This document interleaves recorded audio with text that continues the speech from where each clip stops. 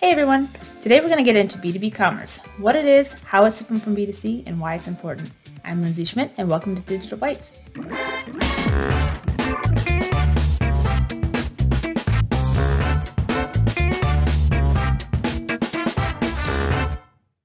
Alright, so one thing that I'm really passionate about is taking big ideas and simplifying them.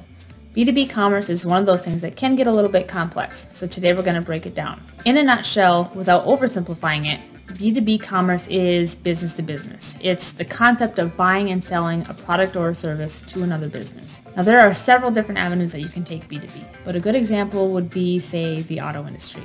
Here, they can take and manufacture parts and turn around and sell those parts to either another manufacturer who's going to actually build the vehicle, or they could turn around and sell to another business like your local auto parts store. Most of the time with B2B though, the buyer is purchasing for a company or organization. On the flip side, we have B2C, business to consumer. Here you can think of a business selling a product or service to an individual, aka the consumer. A good example of B2C is my personal favorite, Target.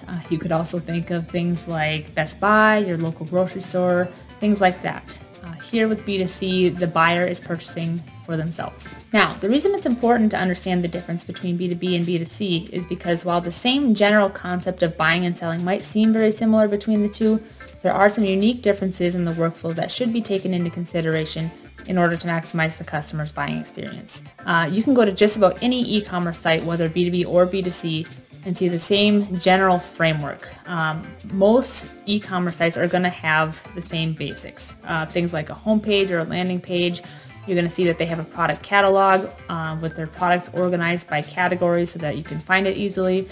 There's going to be a cart where you can add to cart, remove from cart, make edits to your cart, and then you're going to have your checkout workflow that consists of either selecting or entering your shipping address. You're going to have the ability to enter your payment method, whether that's credit card, pay on account, etc. You're also going to have the ability to select your fulfillment method, whether you're going to have your order shipped to you or you're going to pick it up, whatever they offer. And then of course being able to actually submit your order. But some of the features that we tend to see more often when it comes to B2B are things like customer pricing, contract pricing, where you actually have to log in to see your unique pricing. They may need the ability to set up user accounts. So if you're an administrator and you want to set up a new dealer account, you can go into the storefront and do that yourself. Maybe you need the ability to set those new users up with some kind of role-based buying permissions where they have to stay within a certain budget in order to place the order, and if they want to go over budget, then they may need approval. So some kind of order approval workflow is something we tend to see more often when it comes to B2B. Things like maybe they need the ability to request a quote, a job quote, requisitions, the ability to quickly upload an order through the quick order pad, things like that.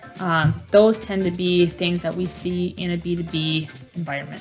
With B2B, I'm not saying that this is not important with B2C, but with B2B, they also tend to be a little bit more focused on the long-term customer relationship.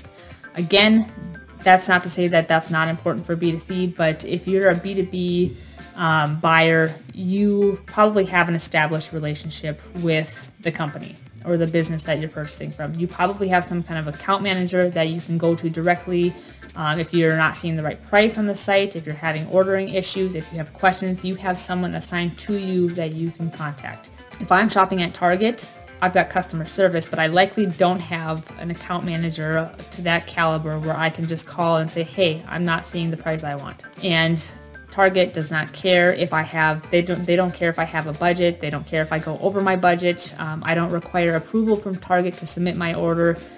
Those are things that you just wouldn't typically see in a B2C workflow. Most of the time with B2C, there's no need for any deep business rules when it comes to purchasing capabilities. And then B2B also, I think it's more so nowadays where it used to be B2B, if you're coming in and you want to implement a new B2B e-commerce website, they're focused on efficiency.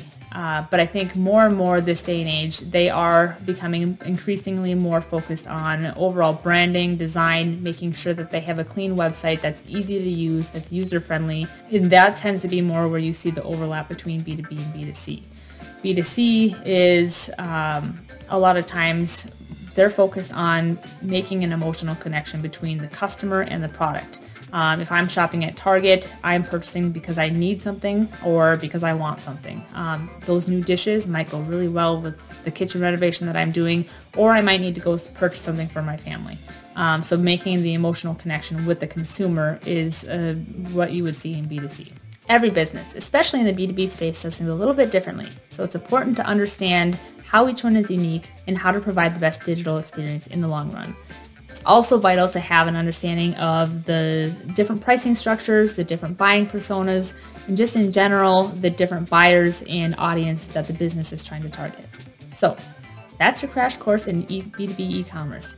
I hope you found this video helpful if you're looking to implement a new e-commerce solution. If you have questions or need help on anything e-commerce, feel free to reach out to us using the link in the description below. I'm Lindsey, and this is Digital Bytes. We'll see you next time.